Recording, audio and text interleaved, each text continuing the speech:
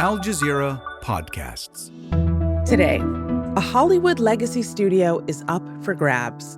Paramount has just announced a hostile takeover bid for CNN's parent company, Warner Brothers Discovery.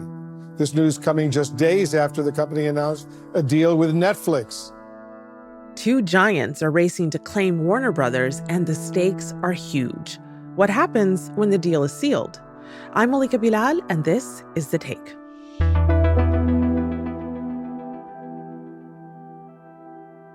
Hey everyone, there's a good chance you're watching this episode on one screen while Netflix or HBO are paused on another. If so, this is the interview for you, and we want to know what you make of it. Let us know in the comments. And if you're listening on a podcast app, leave us a review telling us where you're listening from and a 5-star rating while you're there. It helps other people discover the show. Thanks.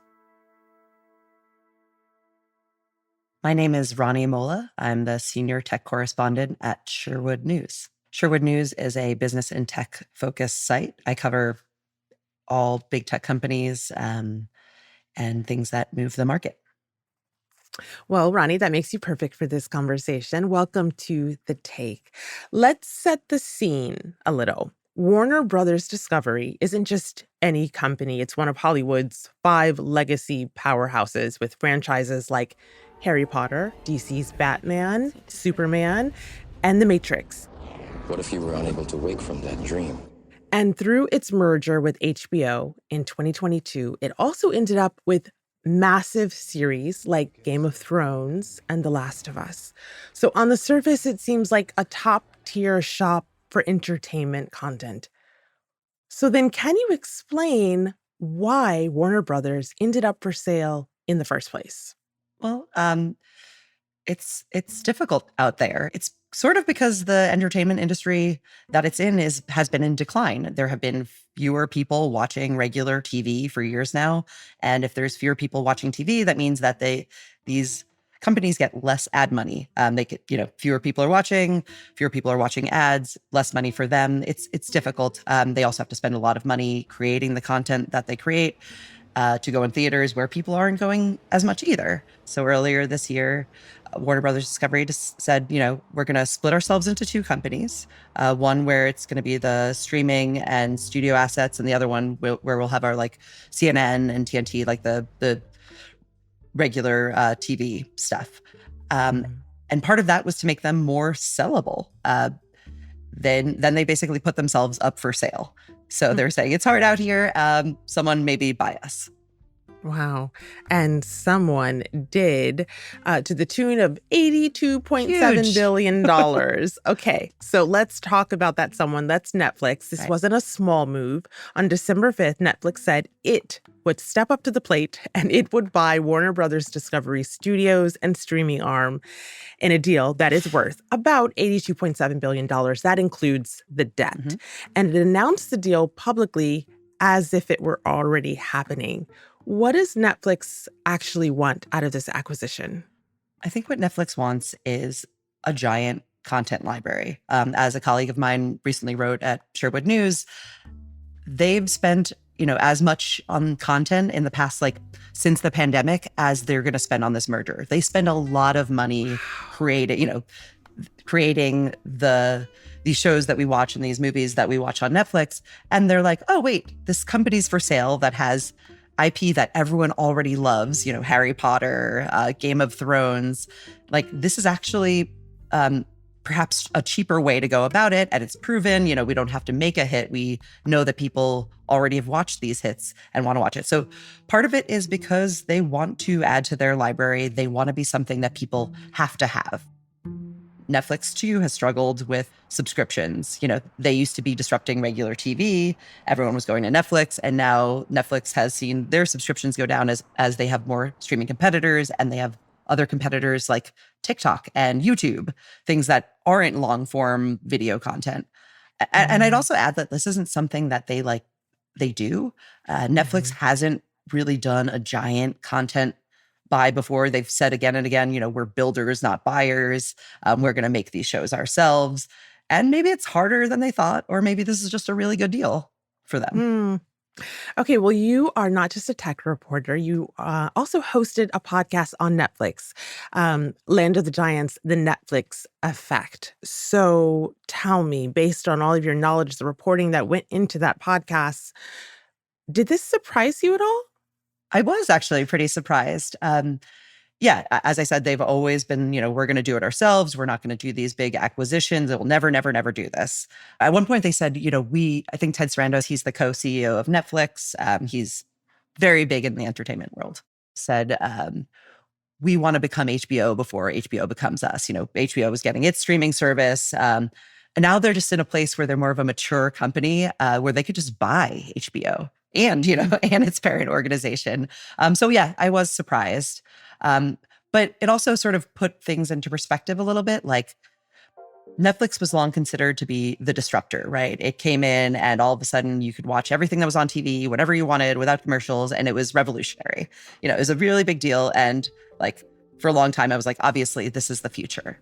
And now it seems that, Netflix has gotten very, very big.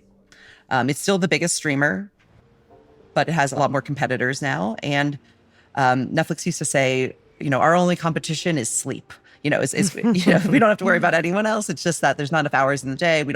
And so like barring sleep, we have no competition.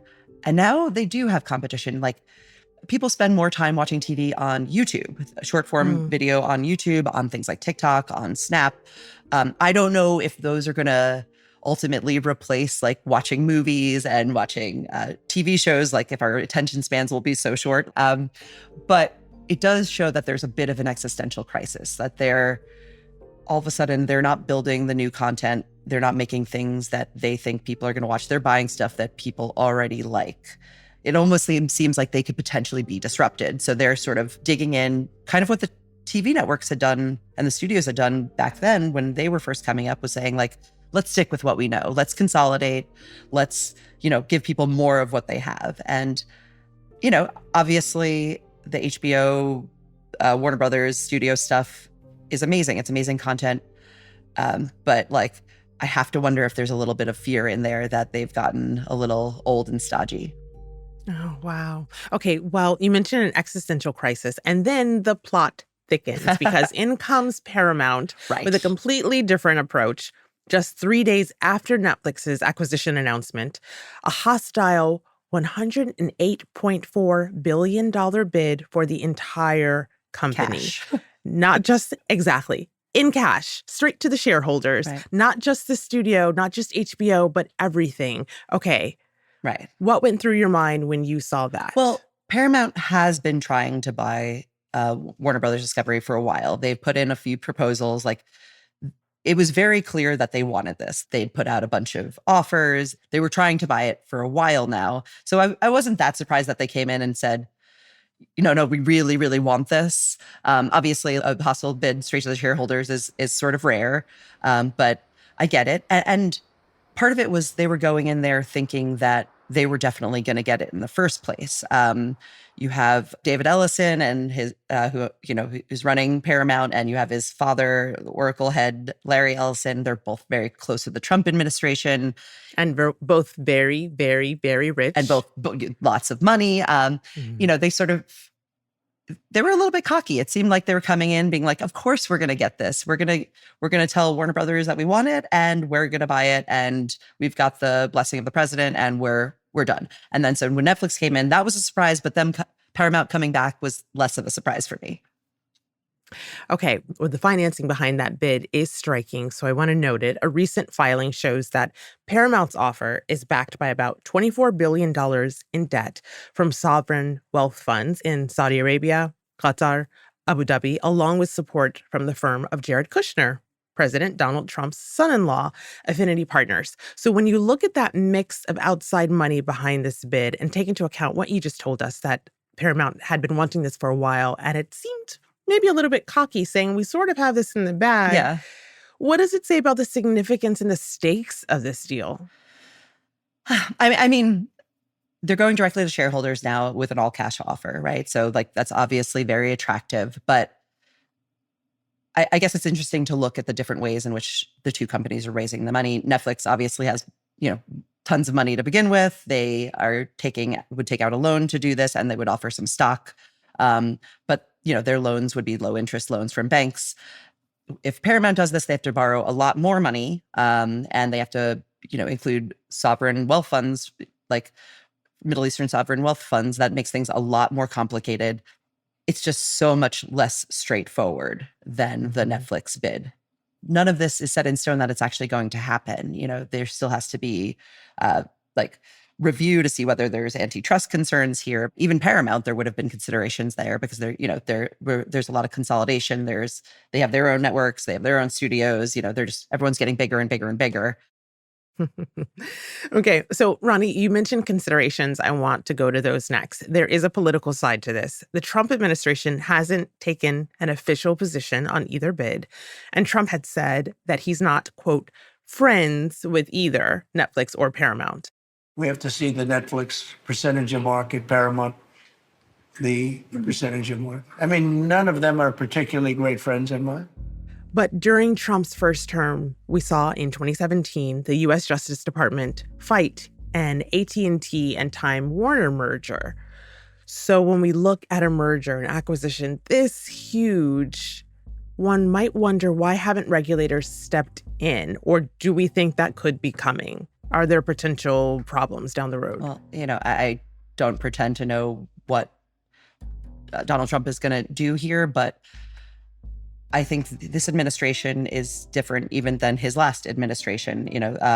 Generally, the feeling is that there's a lot less antitrust oversight. The tech companies are getting away kind of scot-free. It feels like there's less of a push to block deals that could have been considered monopolies in some sense, depending on the market share. So I think it's definitely like a pro-merger market this time around. Mm-hmm. I spoke to a professor at Cornell who studies antitrust, and he was like, it's just a different DOJ this time around. People are hiring, lobbyists instead of antitrust lawyers. Wow.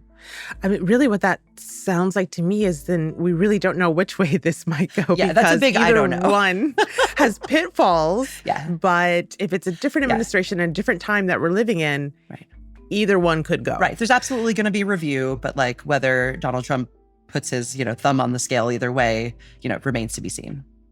I'll be back with Rani after the break. So, Rani, when we talk about these huge bids, we're also talking about a shakeup of the big five: Disney, Paramount, Warner Brothers, Sony, Universal. If Warner Brothers Discovery gets absorbed, what does it mean for the rest of Hollywood? The competition, smaller studios, even the people who work in the industry? Because I'm in California, I'm in Los Angeles, and it has never really recovered since the pandemic. People are really hurting, and it has a fall-on effect to other people who are outside of the industry but cater to the industry. What do you think this could mean? I mean, I definitely think everyone in Hollywood is freaked out. As you have more consolidation, that means there are fewer people writing checks, just period, right? That means that there are fewer things that get green-lighted. So you could see sort of it becoming slightly more homogenous. I think that's the fear. You have fewer people making decisions and fewer people, greenlighting new and different stuff. I know you also have theater owners who are very scared because the idea of Netflix owning these Warner Brothers titles that would have gone to the theaters, for a month or two. Netflix hates that idea. They've said we're all for putting things in theaters, but does it have to be for so long? Can it go straight to video? It's much more consumer friendly if it shows up on Netflix right away. And then there's the consumer. I wrote something the other day where it said, how much could Netflix charge if it includes HBO, or if it includes movies from a 100-year-old studio?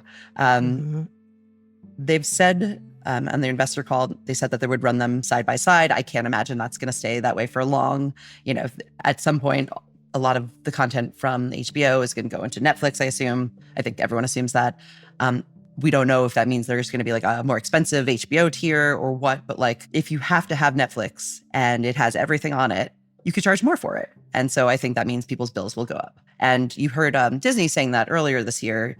Disney, which has Hulu as a separate app is making it into a single app. And the idea is like we have much more price elasticity if it's one app and we have so much more stuff to sell and people have to have it.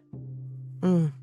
Okay, so then I want to hear about your media diet, your media landscape. Let's start with putting you on the spot here. The last time you actually went to a theater. Oh God, years. I also have 2 little kids. I don't know. Okay, well then that's your excuse. Yeah. I have 3 at home, so I can't remember what. I can't even bring them to any of the movies like. I want to see. So that's just not a fair question. Yes, exactly. But it is indicative here. We're a little microcosm here. 2 women talking to each other who have not been to a theater in a very long time, but have watched TV shows and movies, Yes. presumably, right? Yes. Where are you getting them? Where are you watching them? Well, most recently, I'm nimble with this. I don't like leave my subscriptions running forever. I got rid of Netflix for a while. If and when I do watch TV, which is less than I used to, much less than I used to, it's like a special treat. It's probably HBO, which now could be owned by Netflix or Paramount. Right. Wow. Okay. And it's interesting. I'm going to take this as advice for our listeners and viewers, the way to do this, which is sort of a ring around the rosy. You pick some of them and then you unsubscribe and then you pick others. Right. I mean, that's why it's like, that's why there has to have been this consolidation in the first place, because, part of what has made streaming so amazing for people and user-friendly is that you could quit it so quickly. It isn't like you're stuck with the cable thing forever. You can kind of move around. You could watch a season of something and get something else. That strikes fear into the hearts of executives at these streaming companies. And part of the reason why they've had to consolidate. What does it mean for the stories? Because at the end of the day, the media merger is also about the stories we all watch. And if the biggest franchises end up controlled by just a few companies, what could that mean for the kind of stories that get greenlit, as you said, that get made, and who gets to make them? Who gets to have that check that is signed by fewer and fewer companies? Right. There's 2 things going on. As I said before, there's fewer people making the decisions. If there's fewer of these companies out there to begin with, there's going to be like a smaller variety of stuff that gets made, fewer checks, et cetera. But then there's also like this copycat effect that, there's just, 4 or 5 of these companies. If Netflix does something like sports and live sports is really cool, everyone else does that too. So it kind of has this like follow-on effect where things become even more homogenized. What's interesting to me is when I did the Netflix podcast years ago was that Netflix at first made it so that content that wasn't getting created became, was finally being greenlit. It wasn't just these big top studios doing things that they knew people liked. They were kind of a little bit more risky. They were trying to make like higher end, kind of HBO-ish stuff. But you could say that their shows early on were a bit more diverse, but now they're part of this consolidation. So like it might end up the other way. Wow. Rani, just thinking about the outcome of this very likely next media merger, some critics are saying that these giant mergers need to stop. There are too few players in Hollywood as it is, and these acquisitions might only make the quality of our entertainment worse. I wonder, as we wrap up here, what is your take on that? What do these media mergers mean for people who consume movies and TV as a whole? It makes me think a little bit about the Facebook or the Meta antitrust case earlier this year. The DOJ was looking at Meta because they had acquired Instagram and WhatsApp. And what the judge said when he let Meta off the hook was kind of like, okay, you could talk about their market share being really big, but like you have to talk about it as it is now. And already as that case wound its way through the courts, TikTok came up and Snapchat came up. And, Facebook wasn't the big scary monster it had been before. And I kind of think maybe the same thing might happen here. If we're worried about Netflix and antitrust, by the time the courts pursue whether, its market share is too big and if it's a monopoly, et cetera, like people have already moved on. Already you have Netflix sort of afraid of the YouTubes of the world where people are spending more time than they are on Netflix. And then people watching short form video on, Reels and Snapchat and things like that. So I wonder if our idea of entertainment has already pivoted a little bit. I'm not saying it's going to replace TV and movies, but like, I don't know, think about yourself. Like how much of your time do you spend on those sort of apps that you might have used to spend like watching TV or watching a movie? Yeah, YouTube is on my TV in my house all the time. And I never would have imagined that Right. maybe 5 years ago. Right. Well, Rani, thank you so much for giving us food for thought. Some of it entertaining, some of it a little bit scary. But I appreciate this conversation. Thanks for walking us through. Yeah, thanks so much for having me.